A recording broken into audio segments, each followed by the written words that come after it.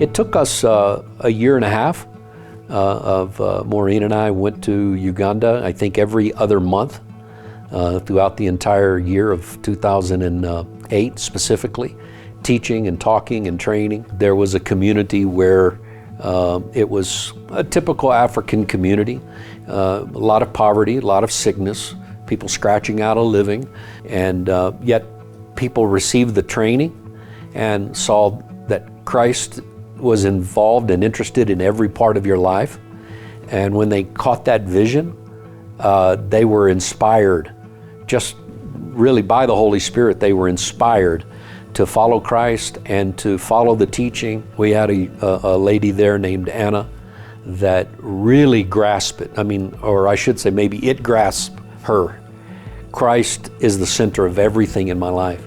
And she had lost 2 children because there are no medical facilities. They are not able to go to the doctor, and so these kids don't survive. When the training came in, and Anna said, what does she have to lose? She's just gonna go and see what they're teaching. Then she went the next time and the next time, and she found it more interesting, and so she would do it. She would invite her neighbors to come along.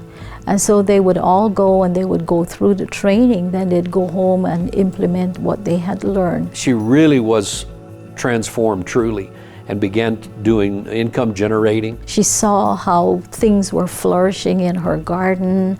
The compound was beautiful. She was really motivated and she was teaching others. It set the tone for the whole village. The village leader said to her, "You've done such a good job, we're going to make you the leader of these women that you've been teaching." She had never led anything in her life. She was all excited, and neighbors were coming over to ask, what are you doing and how are you doing it and why are you doing it? She was able to share the Lord, share best practices. Their family was lifted out of poverty. And not only was this being spread in her village, after her village people started participating, they would go to next villages nearby. We were going out to her house one day, and as we were driving by, we saw an elderly woman sitting in front of, again, a single hut, very dirty surroundings, and animals were in and out of the house, and turned out she was making some homemade alcohol there to sell to try to make a living. We stopped, and one of the bishops and Maureen engaged in a deeper conversation with her, and we heard a very sad story from Sidonia. She was living in such poverty, and her life was she was devastated because she had lost her husband and her son, and she was struggling to make ends meet. And we shared with her the gospel, and she accepted Jesus. And then went to see Anna and told Anna.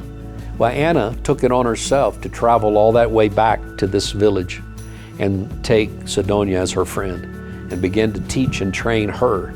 And before long, she was out of that poverty. She stopped the alcohol, cleaned her environment, began attending church, began telling people about Christ in her community. When we came back 6 months later and we saw the change that had taken place in Sidonia, it really encouraged us because we saw what transformation was. We could see the difference. And that's what we're about. We're to see the transformation of lives and families and communities through the gospel of Jesus Christ.